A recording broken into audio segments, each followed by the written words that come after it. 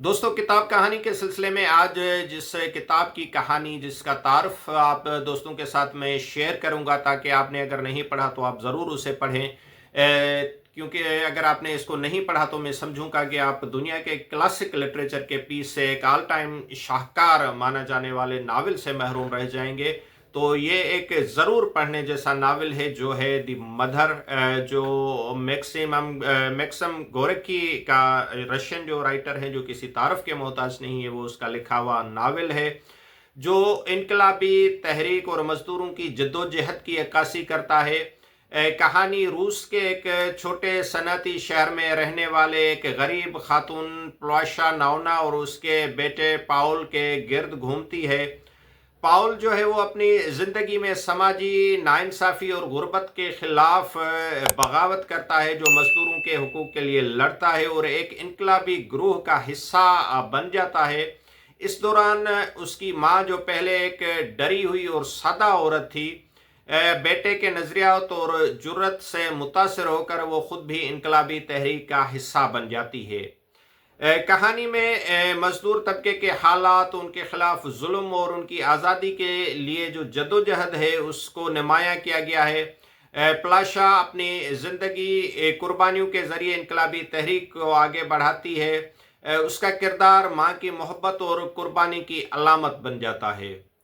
माँ जो नावल है वो सिर्फ एक कहानी नहीं, बल्कि मजदूर तबके के हुकूक, समाजी इंसाफ और इनकलाब की अहमियत पर रोशनी डालती हुई एक कहानी है, जिसको सारी दुनिया की जो इनकलाबी तहरीकें हैं इस नावल को एक सिलेबस के तौर पर पढ़ती हैं। क्योंकि एक न सिर्फ इससे एक लड़ने की, जद्दोजहद करने की इंस्पिरेशन मिलती है, बल्कि ये नावल बताता है कि हालात कितने भी मुश्किल क्यों ना हो, कितने भी कठिन क्यों ना हो, आपके आगे कितनी ही रुकावटें क्यों ना हो, तो उनसे निकलना कैसे है, आगे कैसे बढ़ना है और उन सारी जो चैलेंजेस का मुकाबला करके अपने आप को उनसे बाहर कैसे निकालना है। तो ये एक तवील एक जदोजहद है, जिसमें कुर्बानियां देनी पड़ती हैं, खून बहाना पड़ता है और हर तरह की जो है जानी और माली कुर्बानी देनी पड़ती है। तो ये उस सारी कहानी का, मोहब्बत का, रिश्तों का, एक दूसरे का ख्याल रखने की भी जो है वो कहानी है।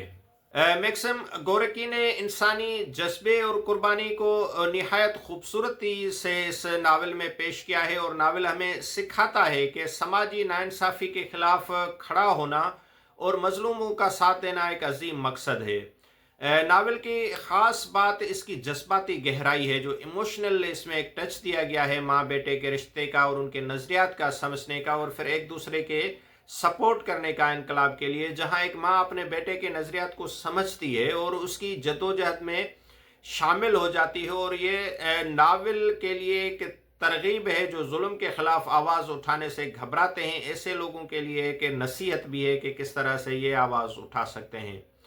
तो ये जो माँ नावल है, गोरकी का एक ऐसा शाहकार नावल है, जो इंसानी हमदर्दी, कुर्बानी और इंसाफ के लिए जद्दोजहद की लाजवाल कहानी बयान करता है। ये नावल इनकलाबी अदब का एक संगे मील है, और आज भी एक सदी से ज़्यादा अरसा गुजर जाने के बावजूद भी इस नावल की जो अहमियत है वो अपनी जगह मौजूद है, और स्टडी सर्कल्स में भी पढ़ा जाता है। पॉलिटिकल वर्कर्स इसको पसंद करते हैं। जो आम एक फिक्शन या लिटरेचर के जो शायकीन है, ये उनको भी अपनी तरफ खींचता है, क्योंकि इसकी जो टेक्निक है, जिस तरह इसका बयानिया है, जिस तरह इसको नावल को किरदारों को पेश किया गया है, तो वो हर किताब पढ़ने वाले के लिए जो है वो एक अपनी तरफ खींचने की एक कशिश रखता है। तो उम्मीद तो मुझे यही है कि आप सब लोगों ने, दोस्तों ने, किताब पढ़ने वाले शायकीन ने ये नावल ज़रूर पढ़ी हुई होगी। अगर नहीं पढ़ी हुई तो मैं ज़रूर रिकमेंड करूँगा कि इस साल इसको पढ़ें, इससे लुत्फ़अंदोज़ हों और इस पर अपनी राय का भी इज़हार करें, ताकि आपके जो दूसरे फ्रेंड्स हैं, जो बुक लवर्स हैं, उनको भी ये किताब पढ़ने की एक तरगीब मिले। Thank you.